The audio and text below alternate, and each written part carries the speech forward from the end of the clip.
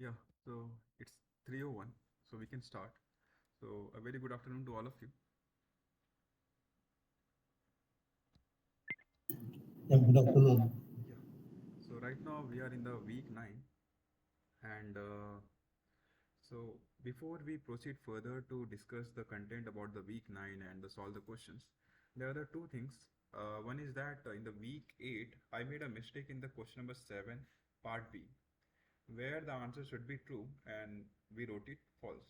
So the detector which we are talking about, it is the other way around. It's more in the ADS, not in the WDS, which was pointed in the uh, dot solving forum. Okay, so I'll make sure that I should not do such things again. And the second part is that we have to discuss few questions which was by the Ahmed sir. So where there were the two questions from him, and I told that okay, I'll prepare one slide, but instead I prepared one book, one notes. So let's try to go through that. Let's see what was the question first. So currently we are right now in the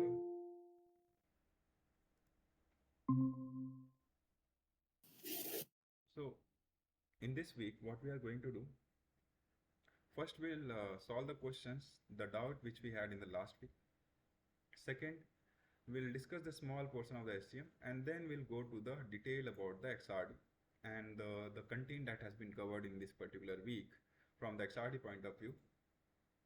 It is only we are going to be concerned about the production of the X-ray. We are not going to talk about the diffraction yet. Okay, so let's start with the questions that we have to address. So our question was that this is the equation. The equation is that on the left hand side we have the current. Yeah. So we have the current. This is a probe current. This is the constant, and the right side there is a two term, that is one is the scan rate, so the scan time, how much time it is taking to scan, and C is the contrast. Contrast part we have did it in the last week. Yeah. So again, I will tell that right now we are small portion we are going to discuss about the SCM for maybe let's say around 20 to 15 minutes, and after that we are going in the XRD part. So let's see this question. The question is that this is a probe current, that is we have the specimen in the SCM we are talking about, we have the specimen, and now we are passing the probe, we are passing the current through it. So here, since we are passing the current, now this is having the probe current is, let's say, I. So now based on this left hand side we have F and C, two factors. Now our question is that the C part, which is the contrast, we have already dealt that how the contrast and the intensity, the probe current, sorry, not intensity, the probe current are related. The present question is that how the F change with the probe current. Let's try to answer this. So how this F and I, we know that from the equation itself that they are inversely proportional to each other. But why it is so? What is the physical significance which Ahmed sir asked us in the last week? So now these are the things. F is a frame scan time. How much? What is F? Let's say this is the sample region which I am focusing. So let's say our specimen is this much, and this is the region I am focusing. Like this was the region I want to see the image on my screen. Let's say the laptop is my screen. So how much time it is taking for me to scan this entire region? It is given by F. So scan rate time. I is a probe current. So let's frame the question again.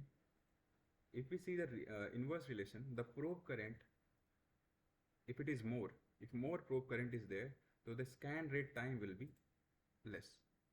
If F will decrease, then the current will increase, right? Not current will increase, like they are related with each other. This is how they are related, and this is what we want to answer. So the question is that if I want to, if my scan rate I am decreasing, so why I have to increase the probe current? This is the question which is very important to us to answer. Now let's rearrange the term. What we will get, we are just, if we are taking this side and the current we are taking this side. So we got something like this. So we got that F is related with the current like this. Now, with increase in the probe current, the frame scan time will decrease. The question is that why it is happening. Okay, I think everyone is following right now with me. So now let's try to let's go through the sequence. Let's say more magnification. We are going to higher and higher magnification. If magnification is increasing, what does it mean? The smaller area of the sample. We are focusing the, let's say, at the high magnification, we were focusing the this much area of the sample. Sorry, low magnification. And at the high magnification, we are focusing only the small region, right? So this is what it means that more magnification, the smaller the area of the sample, which we are going to see. To probe the smaller area, we need smaller, smaller probe size, right? So if you wanted to probe this particular big area, let's say our step size could be like, the probe size could be like this. But for this, the high mag, we need smaller probe size because we know that the screen on which we are going to see, let's say the screen is 6000 by 6000 pixel. Okay, so this is going to be fixed. So corresponding to each of them, let's say on the linear scale, this is a 6000 points are there, pixels are there. So here a corresponding 6000 will also be there, but the probe size will be smaller, right? So now, so what we got that if as we are increasing the magnification, our probe size is decreasing, right? We need smaller probe size. Till now it is clear, everyone? If any doubt till now, let me know. Okay, since there is no, let's move ahead. The smaller the probe size lead to the lower probe current. What the center is saying is that if I am making the probe size is smaller, if the probe diameter is I am decreasing the probe diameter, then my current is also decreasing. The smaller probe size needed lead to the lower probe current. Now let's try to answer that why it is happening. Will remaining part will do it later on. So why smaller probe size lead to the less probe current? This is the question. Okay. So now we are trying to frame our questions from from one question to the another question. We can answer this question by understanding how the smaller probe size are created. See, why we need smaller probe size? Can anyone answer why we need smaller probe size? A smaller is the probe size. Yeah, please. to match with the pixel size so Yep. that resolution Yep. Resolution will be improve, right? high. Very good. Yeah, yeah. So smaller is the probe size, resolution is going to improve. And that's how we are at the high magnification, we will be able to see them. Now, let's try to answer that why the smaller probe size lead to the less probe current, and we are going to understand the from the condenser lens. Let us say this is my specimen, and let us say this is the condenser lens, and this is my objective lens.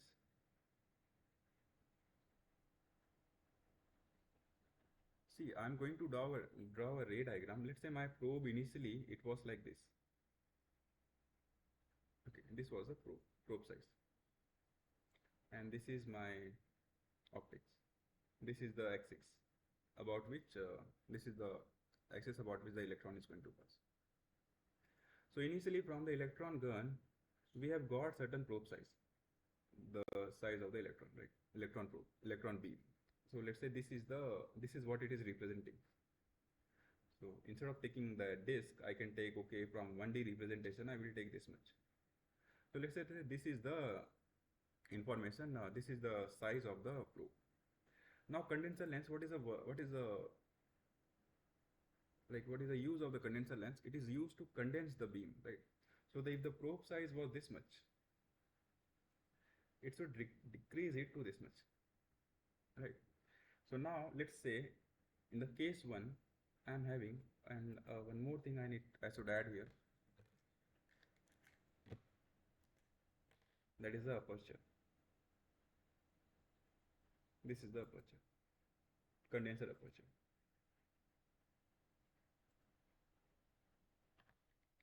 The case 1, here the condenser lens is weak.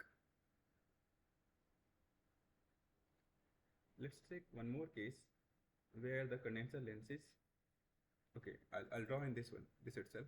So let's say the weak one I will draw with the red color, and the condenser lens, where the condenser lens is strong, that I will draw with the black color.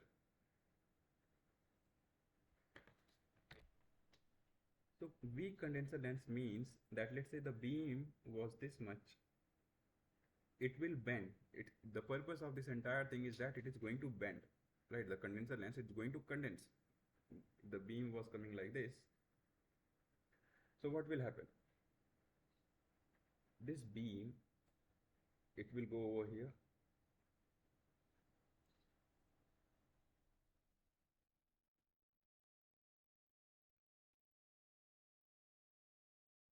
The property of the lens, we should remember that in the 10th class, which we have learned, that about the axis, they will pass the straight, and then like if this is the beam, this if about the axis, to the axis they will pass straight, and if the things are parallel, they will, after the thing, they will pass to the focus.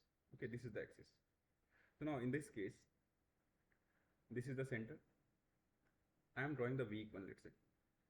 So in this case of the weak one, it will go like this, straight, and after that this one will go somewhere over here. Okay, so this is the, in the case of weak section we are getting. Clear? So what we did till now, this was the lens. If I have any object about the lens, what it will do, if the beam is going perpendicular, parallel, then it will pass to the focus, it will bend. While if they are going to the center, this is how we can find that the image of the particular object. This is what we have done in the class 10. Now this was in the case of weak condenser lens. What will happen in the case of strong condenser lens? Here the bending was like this.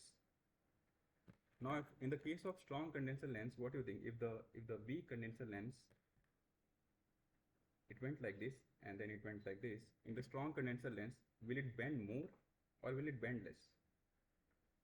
The case 1 or case 2?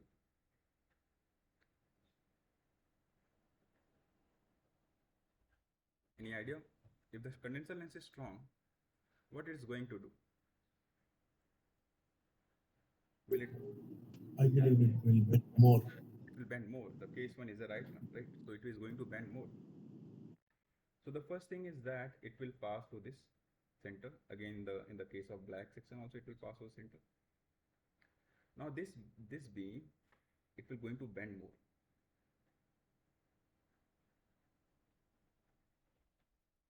Now this is my probe parameter.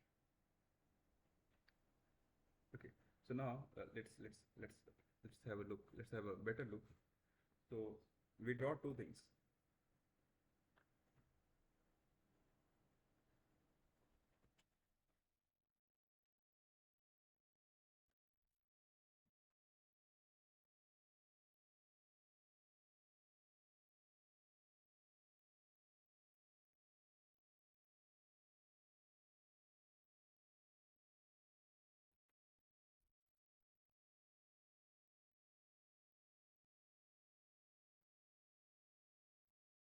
So this is for the weak condenser lens. We got this much probe size.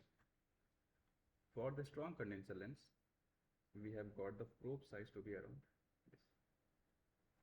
So this is my probe size. So what we are doing over here, what we can say that if I'm increasing the condenser lens strength,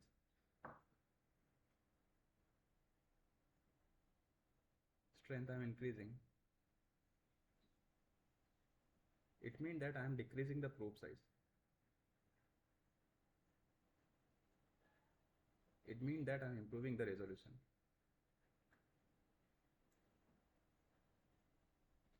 But you know, something is good is happening, so it will come with something bad will be happening also. So now let's say that so your black one, which is like this, it is going in this direction, right? It is going something like this. While your red one, it is going in this direction. So let's say now this is my aperture. Remember we put the aperture also. Now we put the aperture. Let's draw again. This is my aperture, and this is my that weak beam which was there. Weak beam was like from this point I'm plotting. It is going like this. While for the strong beam, while for the strong condenser lens, it is going like this. Okay, now we have two cases. One is for the weak, the black one, and the one is for the strong one, that is red one.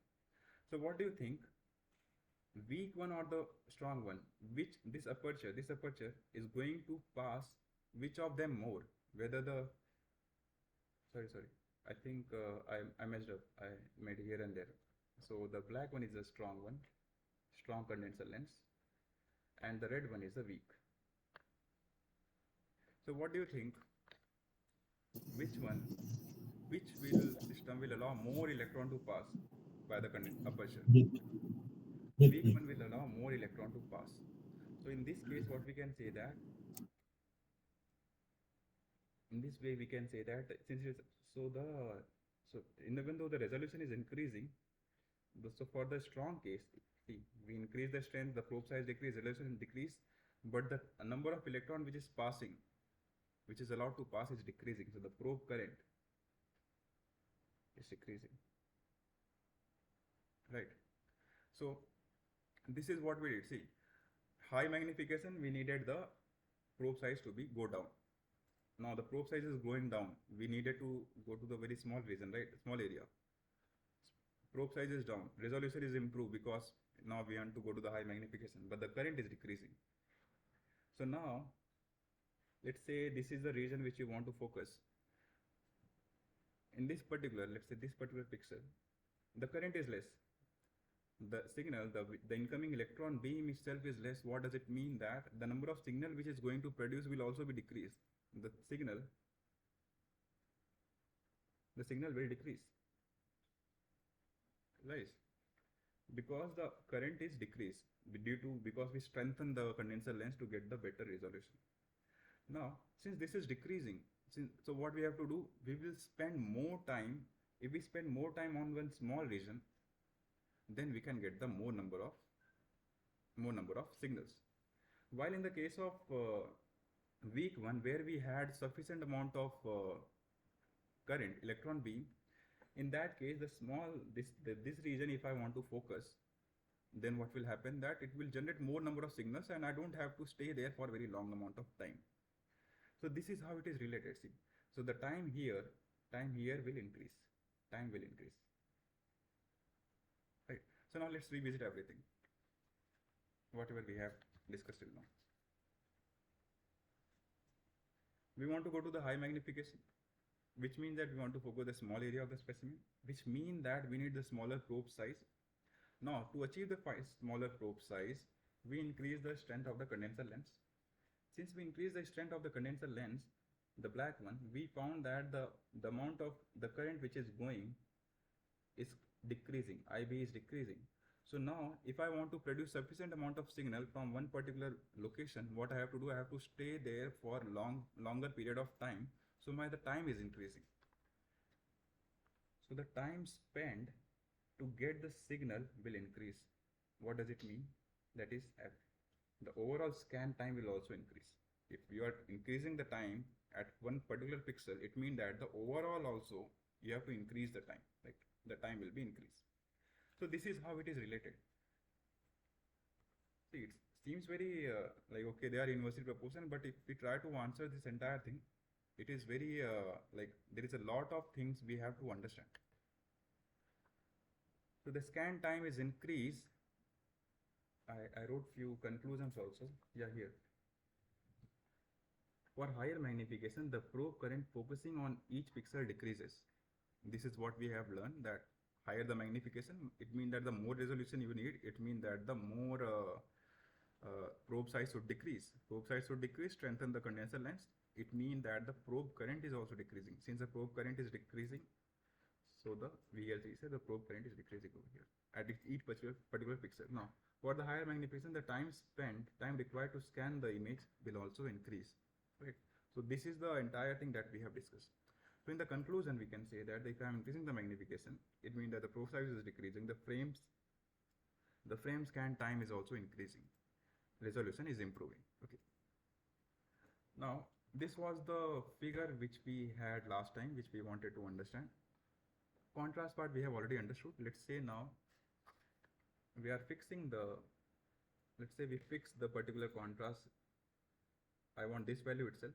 So contrast is fixed. It means that from this equation, C is fixed. The only thing is varying is the I and F. See, if beam current is increasing, it means that the beam diameter will decrease. No, sorry. If the beam current is increasing, it means that the beam diameter will also increase, right? So the probe size will increase. So now here, for smaller probe size, see here the probe size is there. This is the smaller probe size. This is the larger probe size. For the smaller probe size, we have to spend more number of time, that is 10 seconds over here. For the larger probe size, that means that the more current is there, we have to spend 1 second, that is small.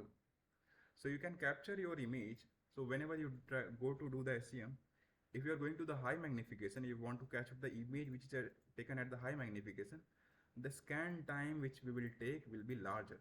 While if you want to take the image which is at the low magnification, the scan time will be little bit shorter. Okay, so this is the entire interpretation which we can made from this particular equation.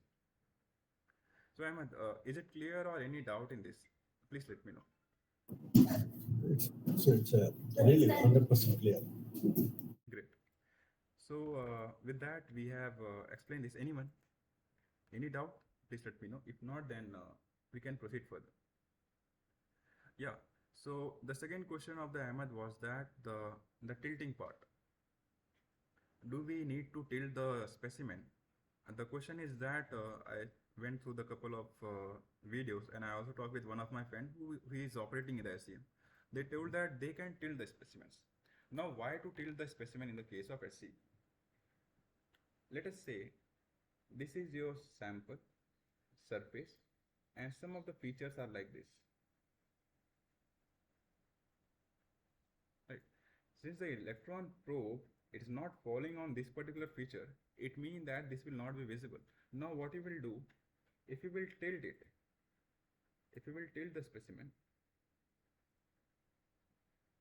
then you will be able to see this feature also, right? So this is how we do the tilting. The second question was that, see, first the thing is we understood that in certain cases we have to tilt the specimen. It is mostly depending upon the person who bought the specimen, who want to analyze things. Let us say they have the fracture specimen, fracture surface. If the fracture surface is tilted too much, then they can make it flat. Let's say the fracture surface was something like this. They can make it flat by tilting the specimen or tilting the stage itself. And now they can analyze. So from different angle they can analyze. Now our second question was that, is there any specific angle by which we have to tilt?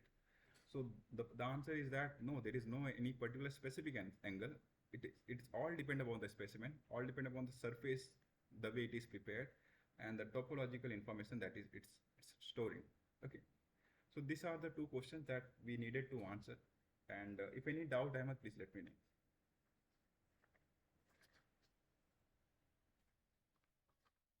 Okay, great. Now what we can do is, now let's start with our week 9 content. What and all that we have learned in this particular week. Our major section was on the X-ray. So we discussed about the continuous X-ray, We discuss about the characteristic X-ray. We discuss how we can produce the X-ray. The X-ray diffraction little bit we have studied. The X-ray absorption also we have studied. We are going to put more like more importance to it in this particular dot solving session. We discuss about the mass absorption coefficient and the absorption age. So among this, before I start to discuss anything, let me ask you that do you have any doubt in the concept that has been covered in the class? I have very small doubt. When the electron beams are coming, uh, the electrons are knocked out. So Yep. mostly that energy is required to knock out the electron is very high in the case of. Yep. Then the remaining cells and all it is decreasing. So in this area, outermost electron shell is easy to knock out with the very less energy of the electron. Yep. So if it is knocked out, there is no more further shell to jump that to cover that vacuum. So in this condition, what will happen? Yep. Very good question. Like this is how one should start the X-ray, like the basics part of this. Let's say this is my nucleus, and this is having the cells K, L, M, so on and so forth. Outer cells are there. Now the thing is happening that incoming electron beam is going to interact with this particular electrons, which is present in this particular in all of the cells. Like Ahmed has pointed that why not only why only K, why not L, M, and those things and all.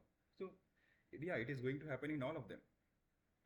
Now we have to ask that where this electron, let's say I ejected this electron, I gave the sufficient energy. What is happening to that? Right? What is happening to this? Like I knocked out the electron. Now the hole is created over here. This is the hole, let's say. Where this electron is going? This is going, the cascading effect will happen, and this will fulfill the outer cell electron. So this is not leaving the system. This is not leaving the specimen. It is staying in the specimen. Okay. So it's not like the electrons are going away. So they will it's like a recycle, you can say. So in the case of metals, we can say that, okay, they will go to the conduction band, they will have, and they will release that energy and they can occupy the outer cell electrons. So this is how it is going to happen. Okay. So electrons are not leaving the specimens.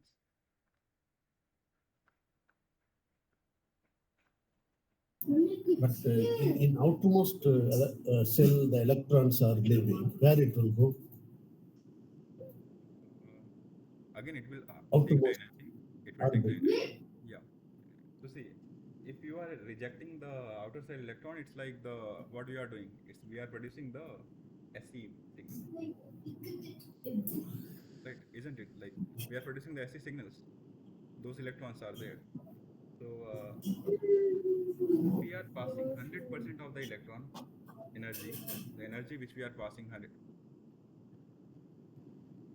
Among that, only 1% is the one which is going to use to create the X-ray. Okay. Any XRD, any XRD come with a certain voltage and a certain current. Okay. So that is the energy you are going to supply to your material. Like that is the what we can say the metal target. This is the energy which you are going to supply. Among that, only 1% of the energy which is going will be converted to the X-ray. Okay. So there is a lot of energy loss is there. So we are not saying there is other scatterings are not happening, like the interaction with the outer cell electrons, it is going to the higher energy state, those things are happening. Along with that, X-ray is also getting generated. Okay.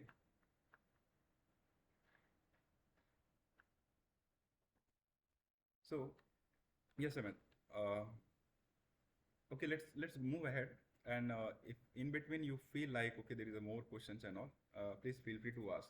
So now we are going to discuss this concept that we have learned in the class. So here, this is how we can say that the X-ray is going to produce. Now we are going to discuss about the X-ray production. This is a filament. This will come under the tube. Okay. So this is a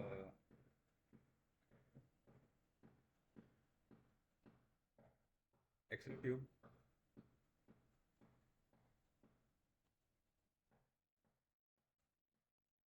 Should I tell them to stop? So this is the X-ray tube. So here we are having the filament, and now we are passing the used current through the filament. Thermionic emission is going to happen. So now the electron will emit. This is the electron which are there. So now this is the cathode, and this is an anode. Anode is at the cathode is at the very high negative potential. Okay, anode is at the ground. Okay, so the electron will flow from this particular point to this particular point. Okay, because of this electric field present in there. Okay, we are accelerating it by providing the very huge voltage to the cathode. Okay, just a minute, guys. I'll come back.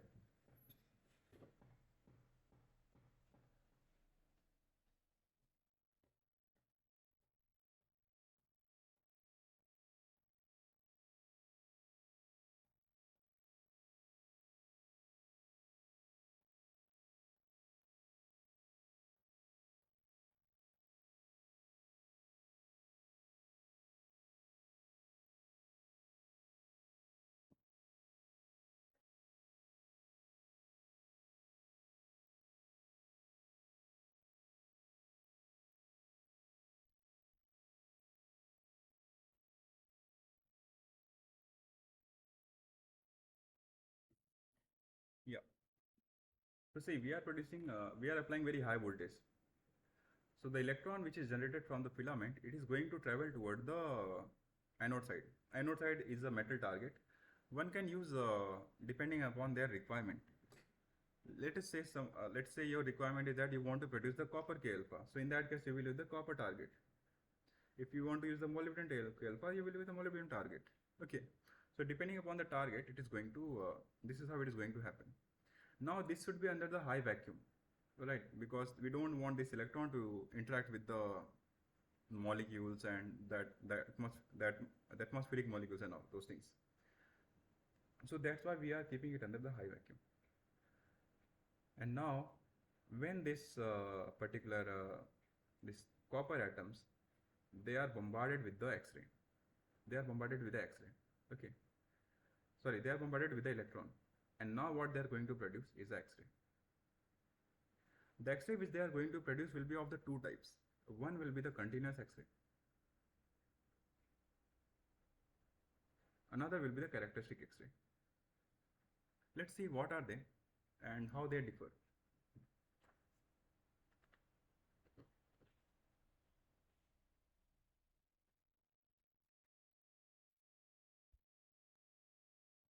When we talk about the continuous X-ray,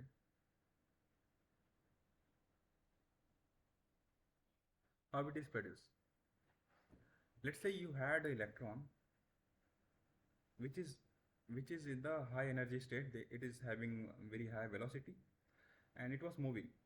Let's say it was moving with the velocity of half mv square. Now by certain mean you decelerated it.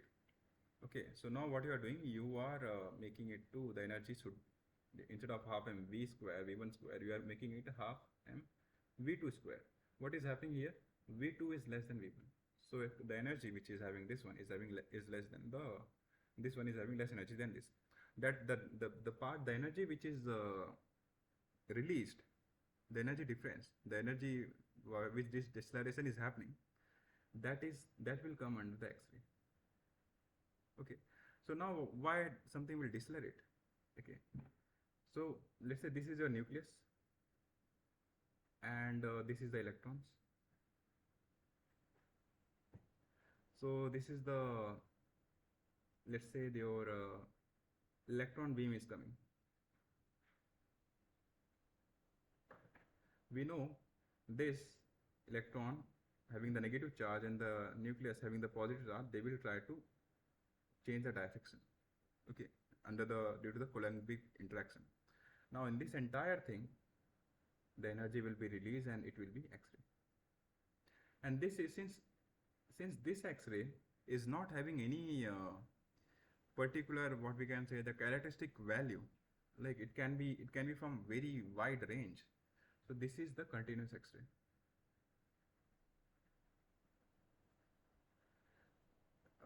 There is a term like the Bramstung lung something, that word which was there, it mean that we are applying the deceleration to the electron beam, and that deceleration is what is causing the X-ray to produce.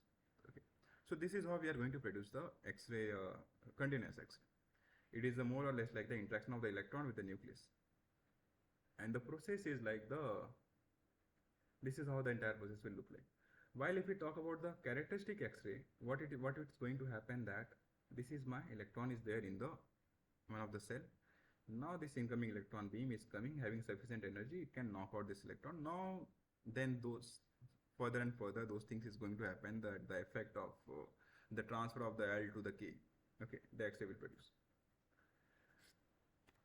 So see here.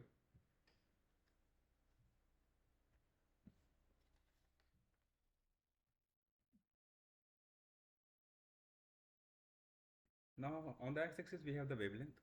On the y-axis we have the intensity of the X-ray that has been produced. The energy was low, 5 kV.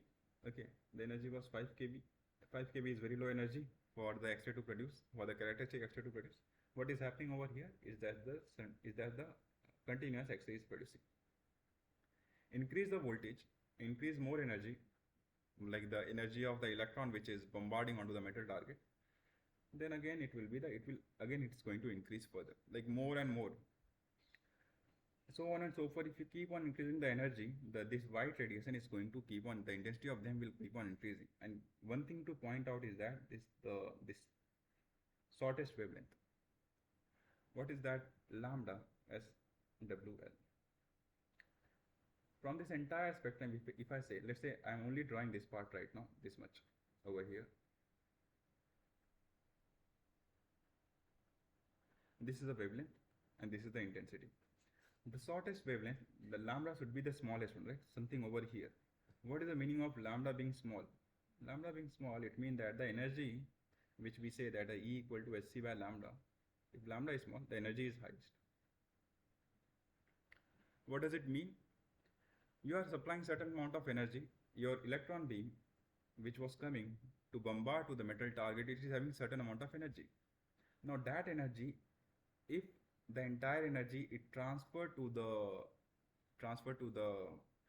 atom, transfer to your material and stop, it went there, the entire energy it was having the half mv square.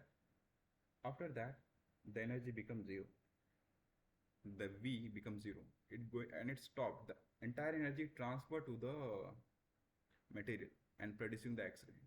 So that is the, like we are talking about the case where there is no other like always the energy loss will be there, right? It's not like the 100 X-ray is going to produce always. What we said, even only 1% is the one which is going to produce, the X-ray will be going to produce. So there is no loss in the energy, that the one we are saying that the lambda SWL. So the energy is highest, entire energy which was the electron was having, it gave to the material and produces the X-ray. Now you can see that the intensity of this particular one is very low. It means that the probability that electron with all the energy, the electron transferring all the energy to the atom and going to the stop is very low, right? So this probability itself is low. But while if we now you increase the wavelength, you decrease the energy, it means that a certain amount of energy is going to produce the X-ray and certain amount of energy is not going to produce the X-ray. Like the heat, it is going to generate the heat. Okay. So this is how it is. So this is the lambda SWL, which is very important to us. Okay. So for the white radiation, we can say that again we just substituted the Hc value, and this E we can write the electron volt, right? We are applying the particular voltage about which the electron is traveling, let's say the voltage is V, the charge of the electron is E, so E into V, the amount of energy it will gain while traveling this much amount of voltage. Okay, so this much amount of energy it was having, and I substituted all those things. So I substituted the value of E, H, C. This is what we are going to get. So the wavelength, the smallest wavelength, which we are going to get in the nanometer, will be given by this particular formula. The unit of the V which we are going to put over here, it will be the kV. Okay, so if it is 40 kV, your XRD machine is having 40 kV, then you can find that the smallest SWL, the smallest wavelength will be the, you can substitute 40 over here, divide it, you will get the wavelength. Okay, so 40 you can substitute over here, and you can divide this entire thing, and you will get the wavelength, which will be in the nanometer. This is how it is. So this is what we discuss about this SWL, smallest wavelength. Now second thing, the intensity of this continuous X-ray, they are depending upon the two things. One is, see, we can see that the voltage and the current. Okay, if you provide more voltage, more current, the continuous X-ray intensity will keep on increasing. For example, 5 kV, less intensity was low. Increase the voltage, it will increase. Increase again, it will increase. Okay, more is the current, more is the beam current that is passing through it. That is, the more is the number of electron that is accelerating from one end to the another end. That is the one which, that is also, if we are increasing the intensity of the continuous X-ray, is again going to increase. The important part is Z. Z is the atomic number, right? If we keep on increasing the atomic number, electron which was coming toward the material, if we apply the brake very fast, right, it can apply larger Z. Z is increasing. If we keep on increasing the strength of the nucleus, if Z is increasing, it means that it has the sufficient strength to make this particular X-ray, this particular electron to lose the energy. Okay, so in that way, if we keep on increasing the Z, if the nucleus strength is increasing, it means that this the part which we discussed about, that the production of the X-ray, it will increase. Right. So more is the Z, more is the intensity of the X-ray. Okay. So for the same 5 kV, let's say I am applying the same voltage, but I am increasing my Z from aluminum, let's say, to the tungsten. So in the case of tungsten, what I will get, this is, let's say, in the case of aluminum, while for the case of tungsten, it will become like this. It will be more, right? So the intensity will increase. This is what it's doing. Okay. So these are the two things that we wanted to discuss from the continuous X-ray perspective. So let me know that if you have any doubt in the section that we have discussed till now.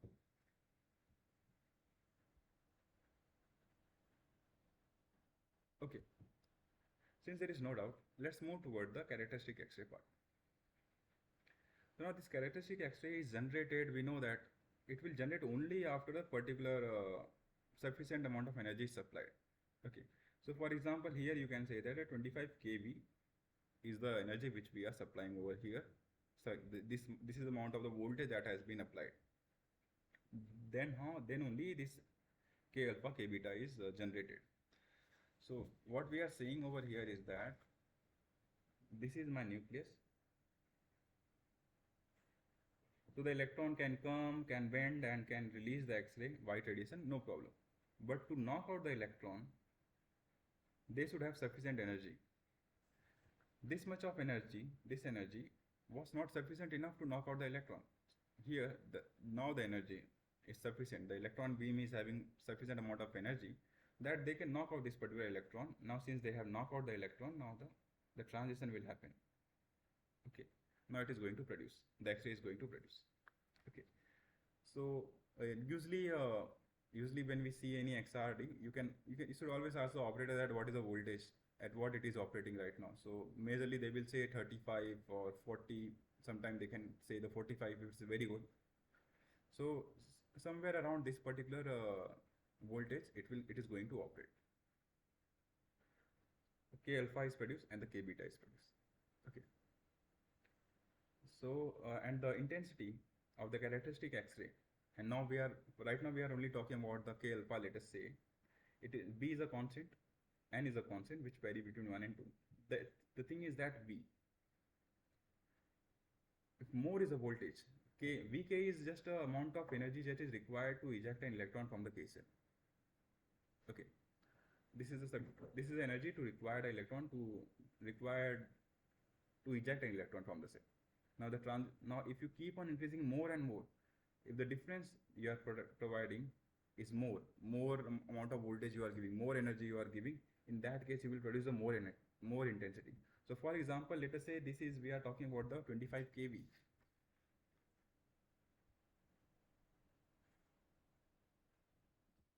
Okay, so we produce the X-ray something like this, corresponding to the 25 kV. Why? If I draw for the, let's say, 40 kV, it will be very large. Okay, like even though I am drawing, I should write here that the log scale. Okay, it will be that much high. The intensity will be so much high. Okay, so if you keep on increasing the voltage, this is keep on increasing and all. And also one factor you have to see that the n, is between 1 and 2. It means that it is going to add up. It is going to increase, right? The power is more than 1. It's not going to. So I will increase more. Here the I is proportional to the V. V is also is proportional, but it is linearly proportional. Okay, order is 1. Here the order is more. So that's how it is going to produce more and more energy, more and more intensity. Okay, so this is the major difference between the continuous and the what we can say characteristic X-ray. Now the characteristic X-ray also we have saw that there is a two thing has been produced. K beta also can produce and the K alpha can also produce, and so on and so forth. Remaining things will also produce. R important is this one. Remaining all those transitions that is happening, that the higher cells, one can filter them out very easily because they won't have sufficient amount of energy. Now why I am saying that they won't have sufficient amount of energy? Let's say this is my K cell. This is the nucleus. This is my L cell. This is M cell. This will be N cell. The energy difference between each cells will keep on decreasing. Okay, the successive energy difference between each cell will keep on decreasing. Okay, so the more important one is here is that the K1, K cell. Okay, the difference that this transition will have the sufficient energy. The L alpha will have low energy compared to the K alpha. Okay. So more is the energy. Here the energy is more. K alpha is having the K alpha and L alpha. K alpha is having more energy. Energetically it is more. What does it mean? That the lambda will be less. Right?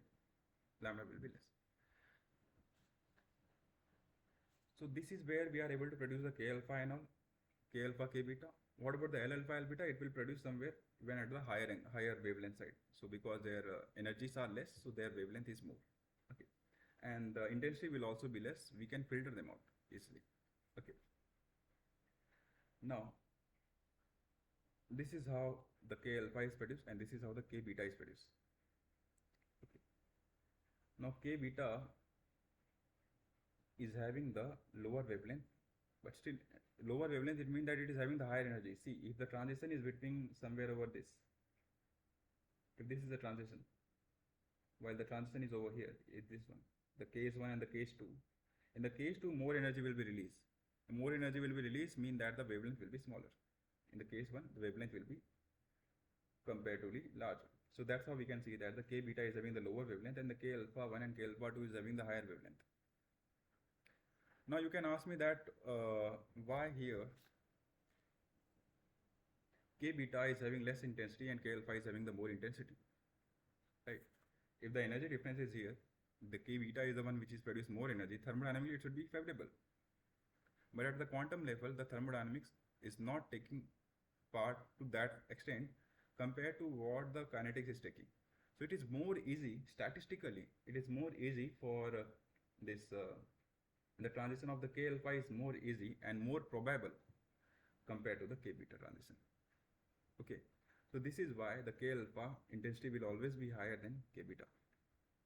So you produce the K alpha. Now you will be thinking that okay, we have produced the, let's say we produce the K alpha and we are thinking that it's a monochromatic. But again, there is a problem. K alpha itself is having the two intensities, two wavelength, K alpha 1 and K alpha 2. Now why it is happening that the L cell itself has divided into the three energy subsets. See, uh, K, L. L is having what? S and P. And this P is itself again having the three different energy states. These are the three energy states. Okay. So this is the one which is having the K alpha is produced over here. K alpha 1. The two transitions are there, K alpha 1 and K alpha 2. Right. So now among this, the K alpha 1 is having this particular wavelength, this smaller wavelength, because it is having the more energy. Here it is having the less. Okay. Now the thing is that K alpha 1, the intensity of K alpha 1 will always be twice the intensity of the K alpha 2, because this one is having the two electronic transition is happening over here. Okay, this has the more number of more number of electron in that. So now this K alpha 1 and K alpha 2 are there. So now we are now the entire XRD which we are going to do, we have to deal with both of them, K alpha 1 and K alpha 2. Okay. So all the software that you can see, Expert High Score, Vesta, or Foolproof, they all are dealing with K alpha 1 and K alpha 2 all together. So now these are the things that we discussed till now. We discussed about the transitions, we discussed about the characteristics X-ray, continuous X-ray, and then we again discuss about how the things has been produced. Okay. So before I start the questions, please let me know, is there any doubt in the entire thing that we have discussed? Okay. One thing I would like, yes, Ahmed, please go ahead. Here, K alpha and the K beta, both it is usable, or some area we would have that intention to use filter to remove either one of them. Yep. We will apply a filter to remove the K beta, because we don't want, see, in the later on, we are going to see the Bragg's law and lambda equal to 2d sine theta. Here are the three variables, lambda, d, and theta. If you want to study the crystal structure, let's say you fix the lambda. In that way, what you can see, okay, how with respect to theta, how d is changing. In the Lave method, what one do is that they change the lambda itself. So let's fix one thing right now. Let's say we are fixing the lambda and d and theta are changing. Now we can study our crystal with respect to the theta, how the d is and the crystal spacings are changing. Now instead of instead of lambda being one value, that is K alpha, if it is two value like K beta also, so the diffraction correspond to the K alpha will also come, theta, and the K beta will also come.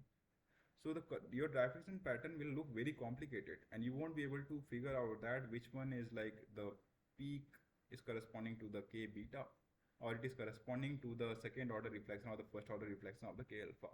That is something which we are going to discuss, and that is the reason why we eliminate this K beta.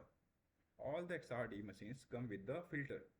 Okay, and that filter it's known as the K beta filter. So once you insert that, it will try to suppress this particular K beta, and the K alpha will be enhanced. This is the something which we are going to the principle how it is happening, how the K beta is suppressed and how the K alpha is improved. That is something which we are going to discuss in the mass absorption coefficient. Okay, X-ray absorption part is also we are going to discuss very soon. There we are going to learn about this. Yeah. So I think now we can move ahead for solving few questions. I will tell you to remember one value, that is copper K alpha, Always remember that it is 1.54 angstrom. This will help you to solve a lot of questions. For example, the next question. The wavelength range of the X-ray used in the diffraction experiment is typically in what range? What range of X-ray wavelength we are using? Lambda for the diffraction we are using. Can anyone answer this like A, B, C, or D?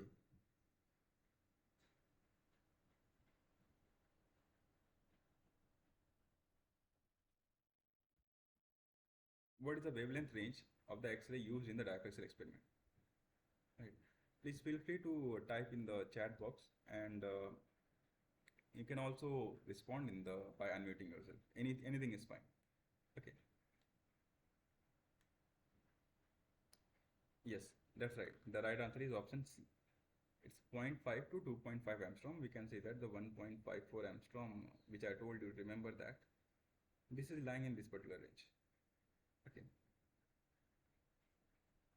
Okay. So now this is the one we are going to use. Option C is the right answer. This question, the question number 2. Let's read it. The question is interesting, and this is something which we have already answered.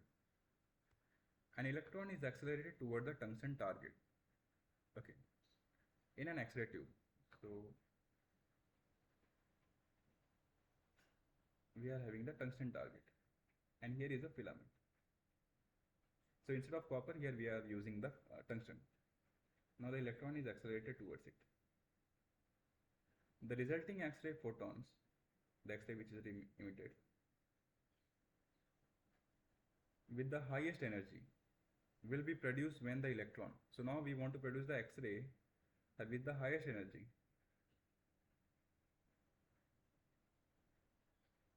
Energy should be more. What does it mean? E is equals to hc by lambda. It means that the energy should be highest. It means lambda should be the lowest one. We discussed something about that when we are getting the lowest lambda. The process we have studied. What do you think? Is slow down gradually over the long period of time. When the electrons slow down gradually over the long period of time, collide with an atom in the target and deflect. Collide with an atom in the target and come to complete rest. Pass through the target without any interaction. What do you think? What is the right answer over here? Collide with an atom in the target and deflect it. I'm just saying the option B is the right answer. What about the others? Any idea?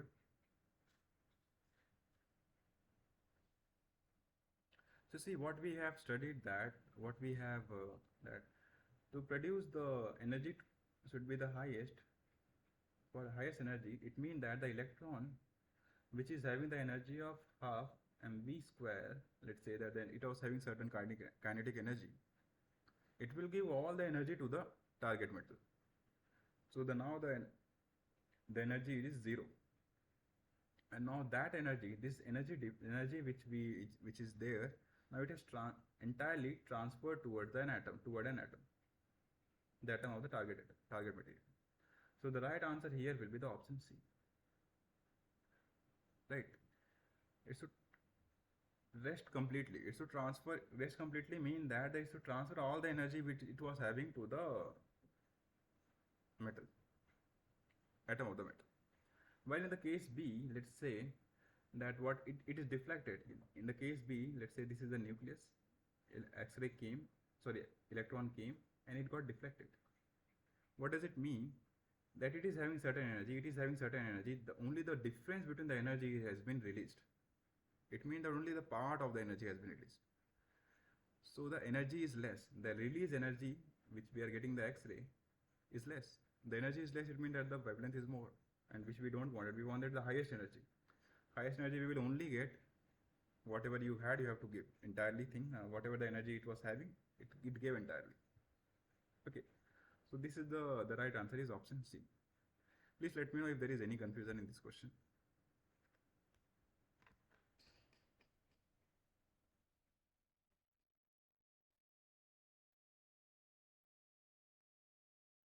Okay, very good.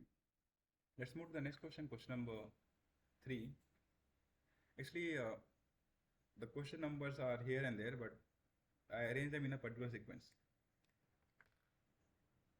If the accelerating potential of the X-ray is 30, okay, so the voltage given, it is 30 kV. What should be the minimum wavelength? That is lambda minimum SWL. This is the question. So we want to find this values. This was for the 25. What we want to find? We want to find for the 30. We know the equation. This is the equation which we are going to use. That is the lambda SWL. It will be equal to the 1.243 divided by the V. We are taking in the kV. So right now the value here is 40. It's a 30. 1.243 divided by 30. This much nanometer we are getting the answer. Okay. Okay, one can divide it and the answer you will get it. Okay. So this is how one can approach this type of questions, and you will find similar type of questions maybe in the assignment or maybe in the exam. Let's move ahead. Let's try to. Yes, Simon, please. Here we can answer in Armstrong instead of nanometer in the assignment question. You can answer if the question is Oh, given in it's nanometer. here, Then, but yeah, it will depend okay, upon the but question itself. What is assignment what is not given they are here. asking. Yeah, it should be written in the question. Like one can also respond in the Armstrong, one can also respond in the nanometer. So you will see various book responding in the either of them. So we cannot separate them until unless specified. Yeah. So here, the third part. Sorry, if the intensity of the monochromatic X-ray beam is doubled, okay, what happened to the energy of the individual X-ray photons? Okay. See, what happened to the energy of the X-ray photons? Individual X-ray photons. If the intensity is double, it means that the what does it? For before I answer, please let me know. Like do you know what can be the possible answer for this?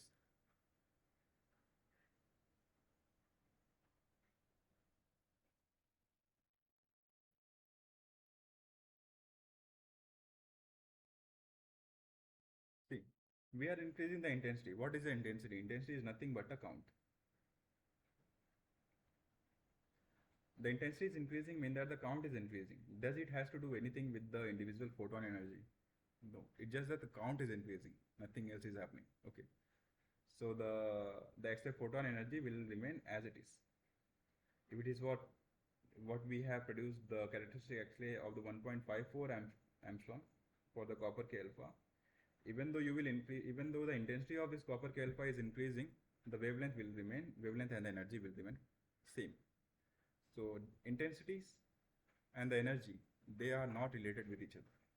So here we can say that it remains the same, right? So with that we have solved this question. Let's move ahead. Let's go to the next part. The wavelength of the K alpha X-ray line of the copper is 1.54. Okay. If the target is switched to the molybdenum, MO, which has a higher atomic number, so Z is more. The wavelength of the K alpha what will happen to the wavelength of the K alpha? That is something we have to answer. Okay.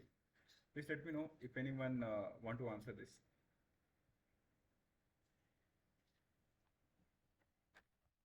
See, we have learned one equation, one law, we can say that, the Mosley law, right?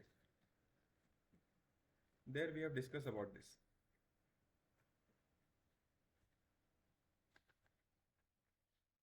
To arrange everything.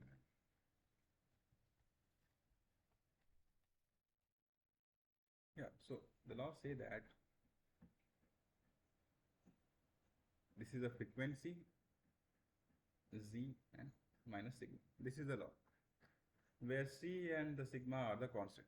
So what it is saying that the frequency of the wavelength produced is related with the atomic number.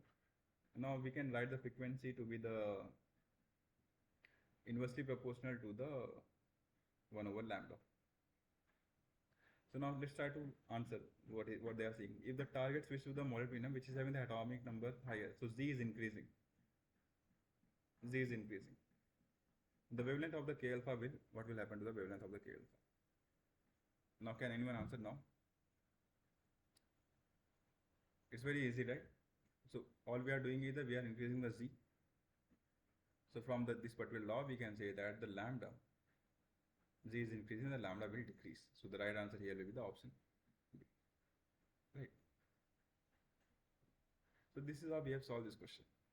Let's move ahead. Let's go to the next part. If the current in an X-ray tube is doubled, while keeping the voltage above the critical excitations, voltage constant, the intensity of the K alpha line will, what will going to happen to the intensity of the K alpha? See, we have discussed this in this part. So now we are talking about that for the K alpha, it is a characteristic X-ray, right? Voltage is constant. Current we are doubling. Here we can see. So this is how we can say that the intensity for the characteristic X-ray is Vi times V minus Vk to the power of. Voltage is constant, so this part is over. It's not going to change. N is a constant, V is a constant, I is a current. So intensity is directly proportional to the current. Okay. So for example, you are using the XRD machine and you have the 40 kV of voltage. In the case 1, you did 2 experiments. In the case 1, you supply the 20 milliampere of the current, and in the case 2, you have supplied the 40 milliampere of the current. What will happen? The intensity in the case 2 will be double than the intensity in the case 1, the copper K alpha which we are going to get. So here we can say that it will increase by the factor of 2. Okay. Clear? So this is how it is. So with the help of this, see, we have to remember this just few couple of equations. Okay. See, most of the questions, most of the students where they get confused, even I get confused mostly, is that which question to use when. So like which one correspond to the characteristics. So we should always remember that this equation belong to the characteristic X-ray. The Moseley law which we talk about, that is also for the characteristic X-rays. Okay. It can be for the K alpha, it can be for the L alpha, so on and so forth. Okay. So this is how it is. Now let's talk about the X-ray absorption.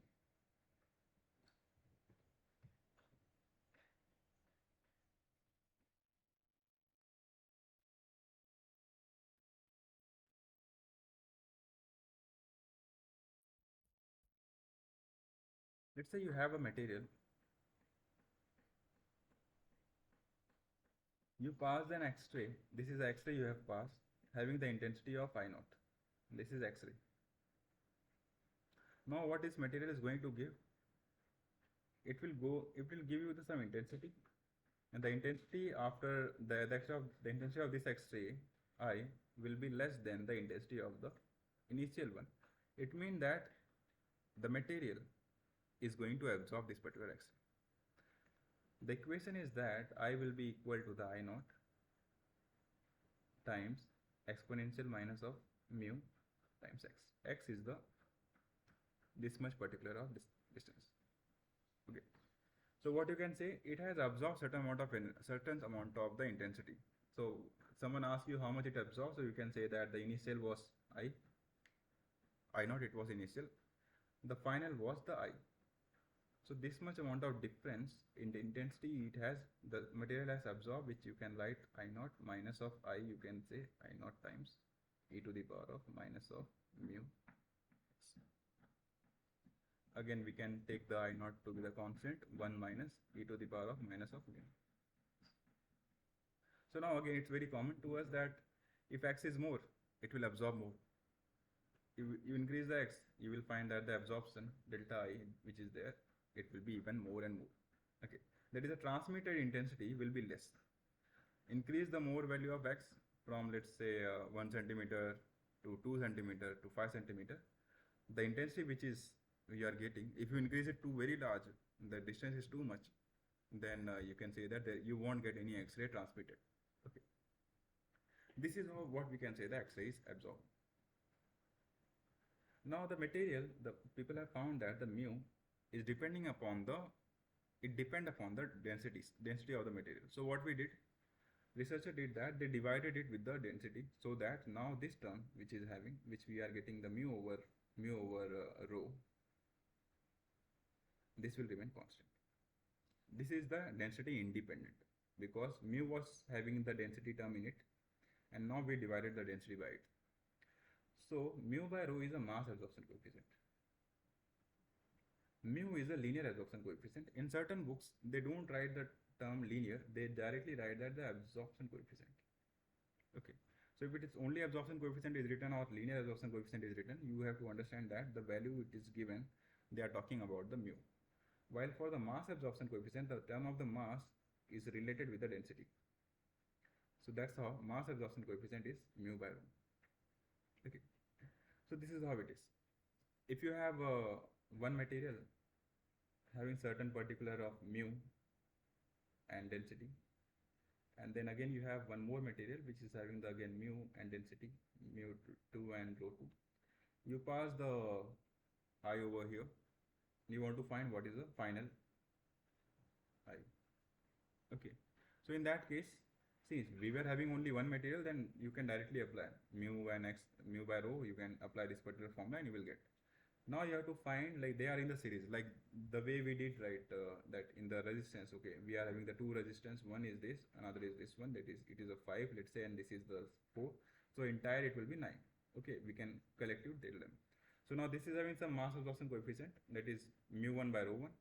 This is having mass absorption mu2 by rho2, and their weight fractions are there. Depending upon that, you will get the collective mass absorption coefficient. Okay. So this is how it is. So this will be a mixture. Let's say the entire material is a mixture of these two phases, which is having the mu1 rho1 and mu2 rho2. So you will find that, okay, what is the weight fraction of them, W1 W2, and you will do this, and you will get the mass absorption coefficient. This is one of the question when, like, you can expect that this type of questions can arrive in the exam. Just remember this particular formula, how we are doing it. So till now it is clear. Now what we have to do, the part I told you that K beta is we are going to absorb it, like that is how it is happened. So now this is mass absorption coefficient which is there. It is telling that the ability of material to absorb the particular X-ray. More is the mass absorption coefficient, more is the ability of the material to absorb. Now it is also depending upon the wavelength of the X-ray. It is not like entirely up to the material. It's also depend upon the intensity, also depend upon the wavelength of the X-ray. Now, for example, let's say we will try to take an analogy. Let's say I am having the one material. Now we are talking the transmitted geometry.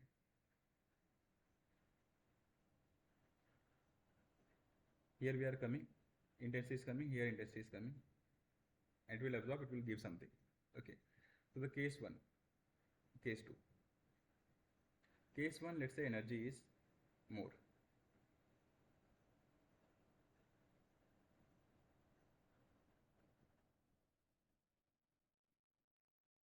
Okay. Case 2 is having the less energy. They both are having the same thickness, let's say. The thickness is x. So now this is the I which we are getting, I naught we are getting. Sorry, this is I we are getting, I naught something which we transfer. Now here the energy is more, here the energy is less. E1 is more than E2. So in which case absorption will be more? In the case 2 where the energy is less, or in the case 1? You can again think of it as we are throwing a ball with a high speed.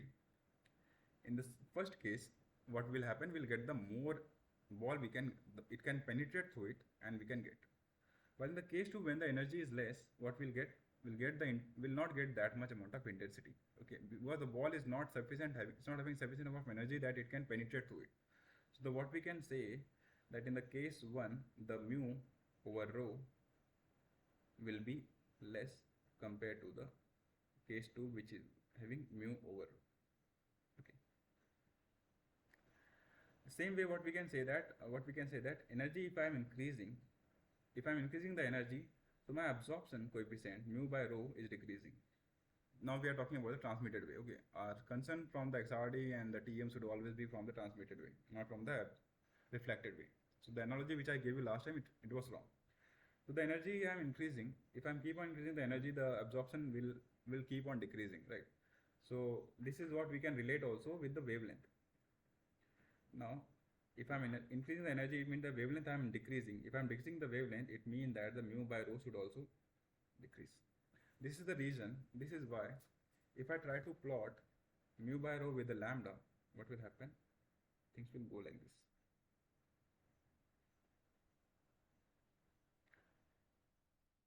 We are decreasing the wavelength, it means that we are increasing the energy over in this particular direction, wavelength is going that. We are increasing the energy, it means that the absorption will be less and less. Okay, now a point will come. A point will come when, see, the energy keep on increasing. So what will happen? A time will come, sufficient amount of energy will come where this particular electron can be removed. It will be knocked out. So at this particular energy, at this particular wavelength, what will happen? The absorption will increase to the highest level, to very much, because right now the absorption which was happening, it was a normal absorption, but now the absorption which is happening, it is happening due to the characteristic X-ray, the removal of this particular electron. So all the X-ray that you are passing through the material, if it is utilized in removing this particular electron beam, this particular electron from the atom, then what we can say that the absorption will be very highest. Now again, if you keep on decreasing the wavelength will keep on decreasing. Now what will happen again? It was keep on decreasing. After a while, again the intensity will go highest, and it will, because this was a K alpha. Okay, you were able to remove the retention from the alpha. Now you are removing from the beta.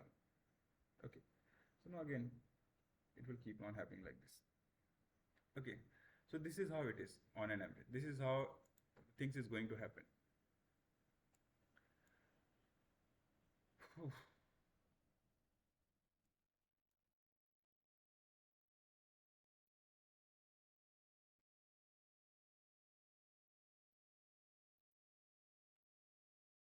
Sorry, this alpha, K alpha and K beta I should not write like this. See which one is having the more energy. K beta is having more energy than the K alpha. It means that the K beta, the wavelength of the K beta will be lower than the K alpha. So it means that the K beta will be over here, K alpha will be over here. Okay. Now, if we can provide a filter between them, what will happen? It will happen that it was happening in between this. So this will entirely will get absorbed. This amount of energy will get absorbed, right?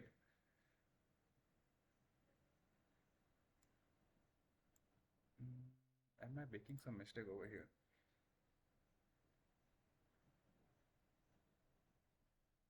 Lambda is low. Lambda is low here. Which one should be K beta? I keep on decreasing the number. K beta should be this. What is sufficient amount of energy? The K beta will be removed. Yeah, this is right. Okay, this is how it is. So let's revisit again the entire thing, because there was some confusion.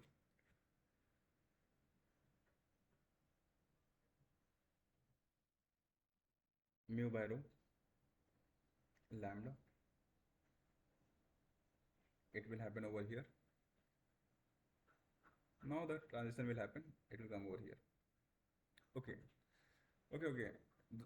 That was the thing, but I took it in the different direction. So now let's say this is the some particular window. It was let's say this is the nickel window. So this is the K edge. This is the K edge of the nickel. Right. This is the K edge of the nickel. Now, so what we know that K beta and the K alpha is there.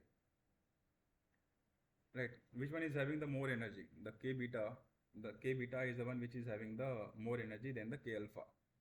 So what will happen that the K beta will lie somewhere over here and the K alpha will lie somewhere over here. So this is the K alpha and this is the K beta. Energy of K alpha is more, it means that the wavelength of the K alpha will be less and the wavelength of the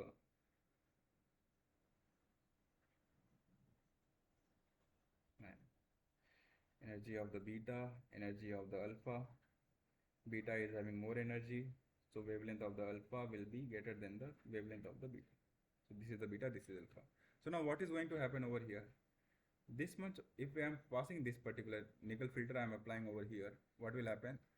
This one, this is the one having the sufficient energy, it can absorb all the K beta, right? While the K alpha will remain as it is. So the K beta is going to be absorbed. So this is the entire thing what we can say like from the nickel filter perspective. So this is how we are going to filter the things. Okay, so the K beta will be absorbed and K alpha will remain. So now the intensity which was initially which was like this, now it will become even more like this. So you can say that more or less you are removing the large fraction of the K beta and you are only leaving the K alpha. So now why it is having that? K beta is the one which is having the more energy, right? So now this much energy, since the K beta, the energy is more, what will happen that the energy of the K beta will be used in exciting the cage, exciting the electron of the nickel. While the K alpha having the less energy, it will not be utilized in the exciting the electron of the nickel. Okay. So this is how the K alpha energy has been preserved and K beta energy is used because of the high energy. So this is how we can use the K edge part. Okay. So whatever there was this discussion which I have made, it is also right, but this was only from the perspective of the nickel, let us say. Now if I want to add the K alpha and K beta, if I want to use it, if I want to utilize it, I will put K beta and K alpha. I will select the material in such a way that their K should lie in between the K alpha and K beta. I think this is something which again we are going to discuss in the class. Okay. So for now, let me ask you that do you have any doubt in the thing which we have discussed till now?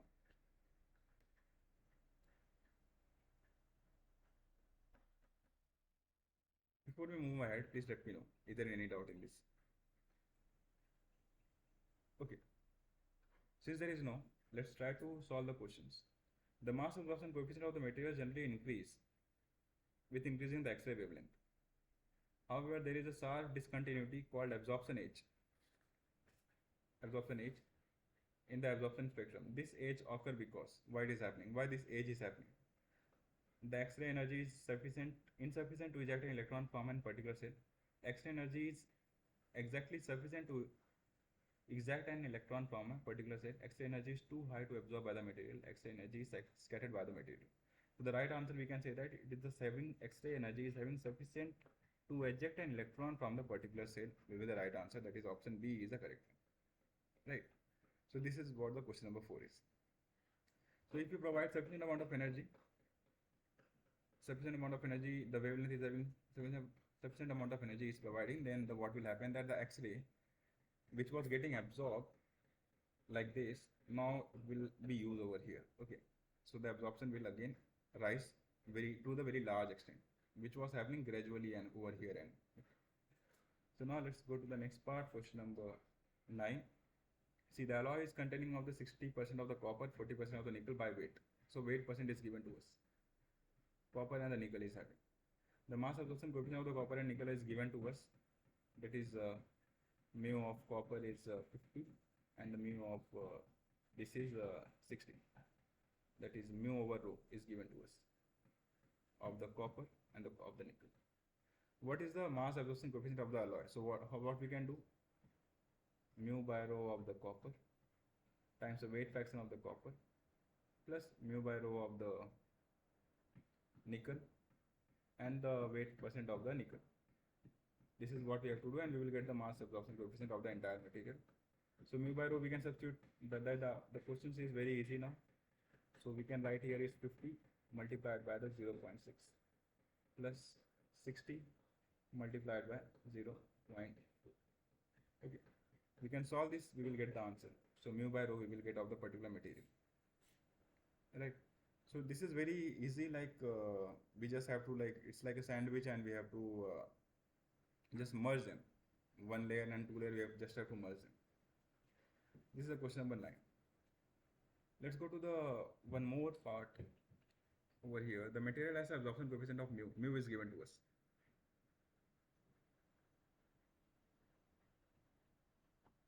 Calculate the absorption intensity if the incident intensity is 100 unit. So I naught is 100. What we have to calculate the absorption, that is the, we had the material, I naught went, I came. So what we want to find, I absorb will be the I naught minus I. Easy, right? I, we already know that how we can find the I is equal to the I naught times e to the power of minus of mu, that is 0.2 multiplied by the thickness, that is x, that is 4. They both are centimeter, centimeter inverse and centimeter, so they will cancel out. So what we will get, I naught e to the power of minus of 0.8. We can substitute it over here. So I naught minus of I naught times e to the power of minus of 0.8. You can take I naught that to be the 100 times 1 minus e to the power of minus of 0.8. We just have to substitute these particular values, like, and you will get the absorption. Note that in the question, it's not like they will always ask about the absorption. They will also ask about the what is the transmitted also. Okay, depending on the question. So you read the question accordingly. So in the assignment part, they are asking about that this particular I, while in this particular question which I have asked, I am asking about the absorption part. Okay, so this is how it is. Any doubt in this one question, guys? Okay, since there is no, let's try to move to the last part, very small part. What we have over here is that we have already discussed this part. So the electron beam which is going in the material, it can do two things. Either it can produce the X-ray or it can produce the auger electron. So it happen in two cases. Auger electron will happen in the low Z case will be higher, and the X-ray will be higher in the high Z case. Okay, so see what we can see, that the electron came, it knock out this particular, let's say KCl electron. Now the transition will happen. In the transition, the X-ray will be produced. Now if this X-ray is having the high sufficient of energy that it can knock out the outer cell electron, then the auger electron will be produced. So there is always a competition between the X-ray and the auger, where auger electron will win in the low Z atom case, while X-ray will win at the high Z atom case. Okay, so it's very simple. And also, like people, there is a question always that in what case X-ray will be more, like what is the yield of the X-ray? Okay, in like among this, the competition is there. So what we can say that the number of hole created, and on the numerator, number of X-ray produced. This is what we can say the yield of the X-ray. While if someone asks about the auger electron, just you can minus it, 1 minus whatever is the yield of the X-ray produced. Okay, it's simple. What it is telling that, okay, the number of hole that has been created, that we have found. Now this hole can lead to two things. Either it can lead to the generation of the auger, or it can lead to the generation of the X-ray. If the X-ray divided by the number of hole that is created, we can get that, okay, this much amount of the X-ray has been produced.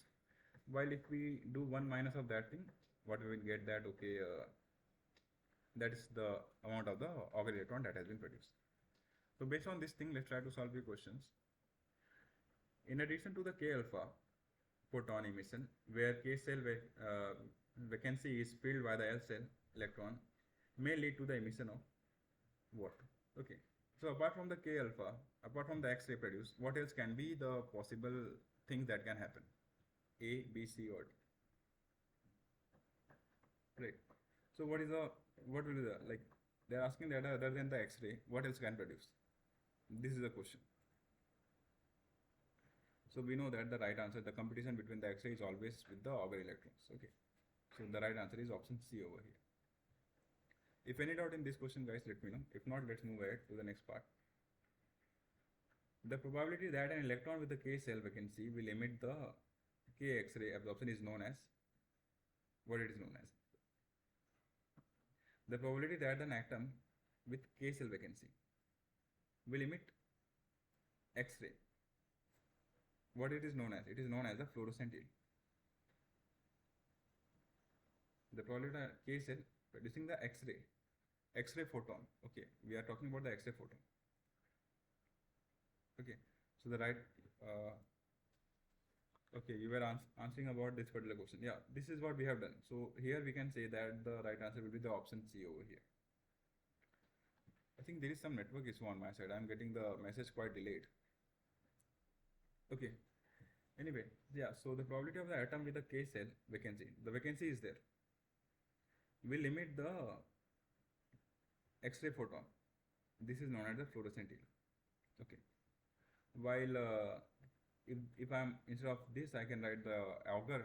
If the auger, then the right answer will be the option C. Okay. This is how it is. Okay. Let's move to the next part, the last one. An atom with a K cell vacancy can return to its ground state by emitting the X-ray photon or an auger electron. Which of the following element, these are the list of the element is given to us, is least likely to emit an X-ray photon? Among this, which one is least likely to emit an X-ray photon? This, guys, please try to answer this one. What we are asking is that which one is the least likely to produce an X-ray photon?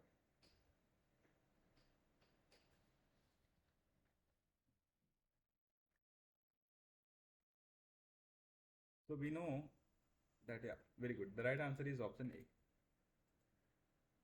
So they are preferred in the high Z, not in the low Z. Low Z will be preferred in the case of the auger. So the least likely will be the one which is having the lowest atomic number. That is option A is the right answer. So this is how we have done it. So this was all the list of the questions that we wanted to discuss.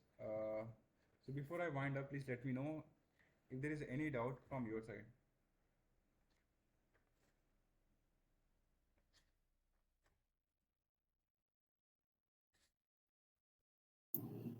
Can you repeat that continuous spectrum and the characteristic spectrum where it is useful application? I mean, application Application. production we know that the application. Yeah.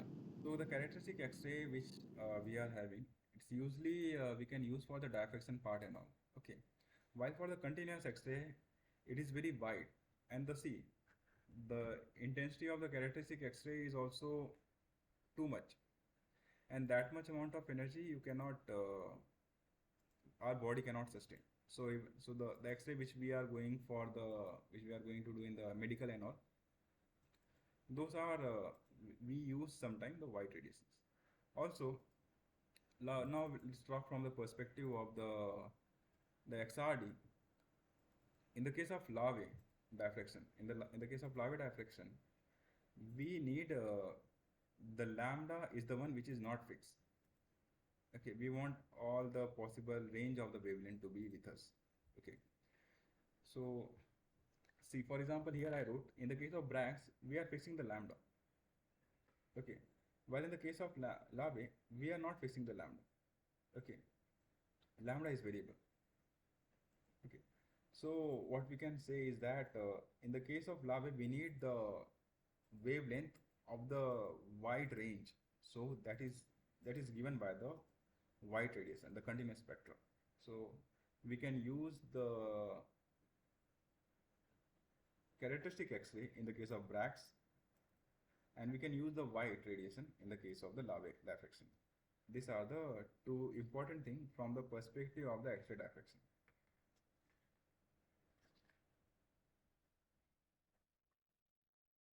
Right, I mean, Yeah, I got it. so Here, yeah, yeah, here please. only one thing: the mass absorption coefficient and the linear absorption coefficient. I like to understand more from this. Okay. So linear absorption coefficient is like For example, let's say this is my material and I'm passing the X-ray through it. And what will happen that it will absorb certain amount of X-ray. Okay. And it will emit the remaining part. Now the mass absorption coefficient is like the mu, where like this material is having some density. Okay. So mass absorption coefficient is mu,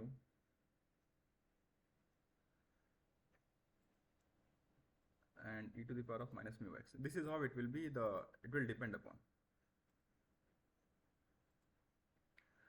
Now this mu, which is linear absorption coefficient,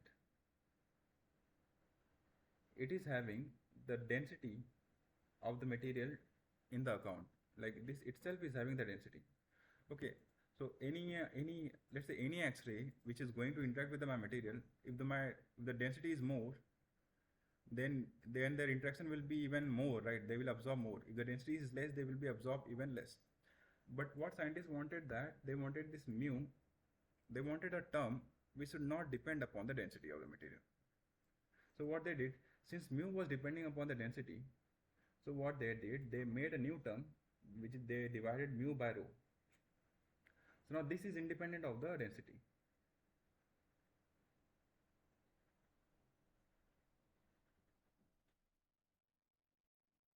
Now since this is independent of the density,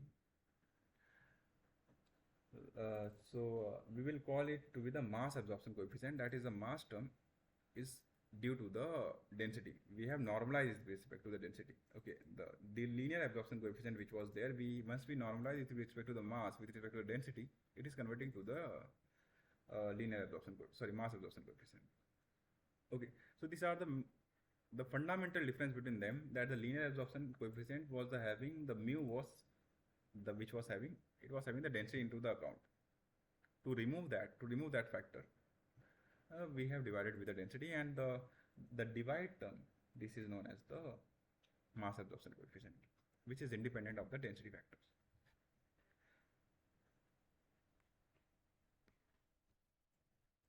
Yes, Ahmed, please let me know if there is any doubt. That's clear. Okay. So this is yes, Ahmed, please. Is there any more doubt? Here, there is absorption H under the true absorption. Really, I'm not understand very application on why these two terms are taken. Absorption H under true absorption. True absorption you are talking. Okay. Yeah.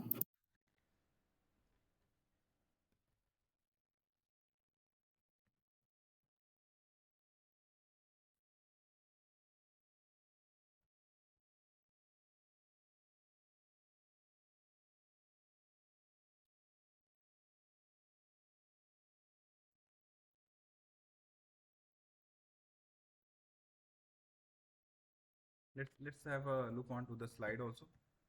Whatever the professor has made, where it is.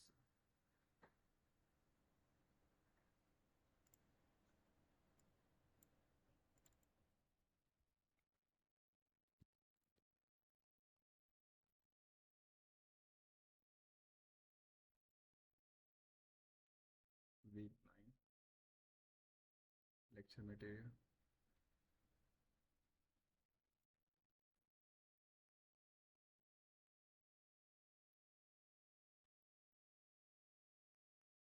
In the last part, we have discussed about the absorption age and the true absorption.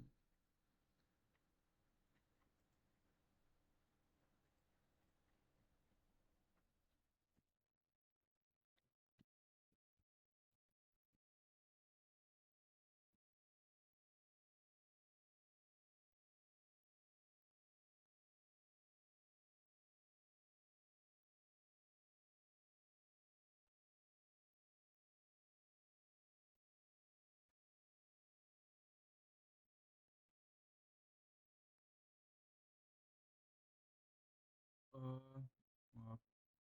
uh, Ahmed, can you tell me like exactly where it was like that this two term was used?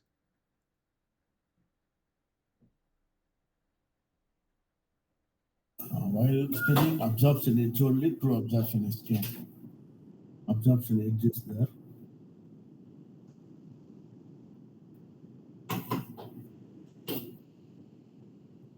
Materials So we are characterization. saying that, yeah, so this was the part, and where is the true absorption is okay. I want to know that where the professor discussed about the absorption is. Here it is.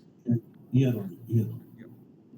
So this is the absorption age, and here it is a true absorption. So true absorption is what is happening due to the scattering part.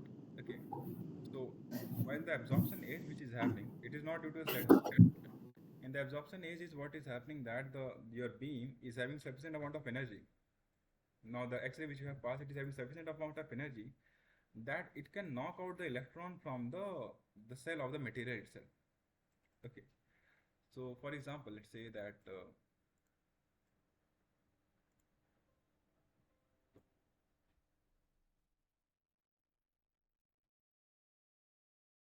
this is my structure, and this is the electron. So now your X-ray came having the energy, let us say E1, which was low, quite low. So it was not able to excite this. It was not able to remove this. Now I increase the E2. It was not still not able to remove this. It was just only going to the normal scattering phenomena. So in the material, lot of scattering happen. Okay, those are those what we call the true absorption. Now for the absorption age, now let's say I increase the energy again. I made it to the E3. So now what happened that it has a sufficient amount of energy that it can knock out the electron. So you pass the X-ray to the material. You pass the X-ray to the material. Now what is happening that X-ray, instead of showing the diffraction phenomena, what it is doing, it is having sufficient energy that it can knock out this particular electron. So now all the energy which you have provided in this case which you have provided, it is going to be absorbed by in creating the hole in the casing. So this is known as the absorption age. So for every material, absorption age will come. Okay, this is the wavelength. So at particular wavelength, that is at particular energy, this the X-ray which was having the particular energy will be absorbed for for that particular material. Okay, so let's say this we are talking about the nickel, and this we are talking about the some X-ray. So now the X-ray have, belonging to particular wavelength, and that is having sufficient of energy, it can knock out this. And now since this is knocking out this, the energy of the X-ray is getting utilized over here. This is what we say that the X-ray is getting absorbed in the material, right? So this is the absorption edge, which is the professor has talked. Where it is? Yeah, over here. So this is what we call K absorption edge. Okay. Now this is the normal scattering, scattering by the absorption. So this is the true scattering, and this is something which is happening inherently due to the energy state which is there in the material. Right? Is it clear? Yes, it's clear. Okay. So any more doubt, Ahmed? Right. Thank you. Thanks a lot. Yeah, yeah. So Everything's what we can do is, if you have any doubt, now you can always post in the doubt solving forum, and I will respond to that. okay. Okay. Thank you. Thanks a And lot. we can also I will try to also incorporate the questions which you are going to put, or which you will put if you put, in the next class also, so that everyone can have a detailed look onto that, just like we did Okay. this time. Okay. Thanks. Thank you Yeah, very much. great. Okay, bye bye.